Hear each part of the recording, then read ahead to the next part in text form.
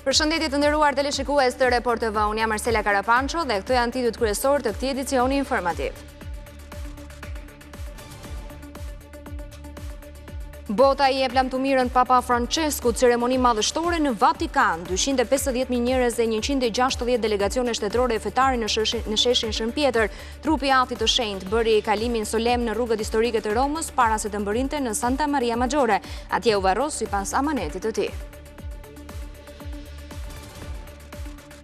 Papa Francesku luftoi shumë për paqen, ndoshta në këtë frymë të tij, presidenti amerikan Trump e Zelenski diskutuan me nxitim në një takim të shkurtër parameshës për Papën, një takim shumë simbolik që mund të bëhet historik në përpjekje të mëtejshme për paqen.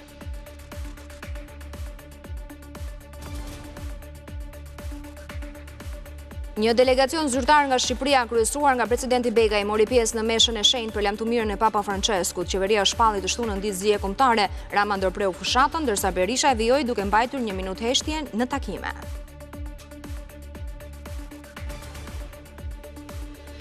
Për incidentin e dhunshëm në takimin elektoral të PD-ASHM në Bulqiz, policia kërkoi hetim nga SPAK të deputetit Xhelal Mziu si dhe zyrtarët të bashkisë Kalosh Murra.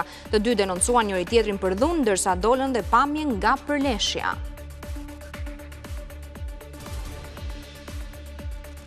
Pas ankesave për probleme me marrjen e dorëzimit të votës shqiptarëve në Greqi, KQZ kërkon kompanisë postare të punojë dhe të shtunën me orar të zgjatur e të rilidhet me zgjedhësit derisa të dorëzojnë të sigur zarfin.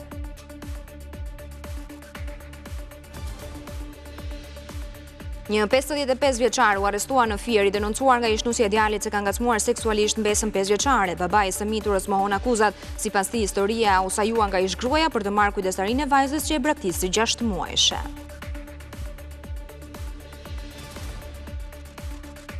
Mbrojtja e krenarisë kombëtare, kthimi I Tropojës nga UNESCO u festua me koncert të veçantë në Teatrin e Operës. Drejt UNESCO-s, moti I madh nga eposi kreshnikëve.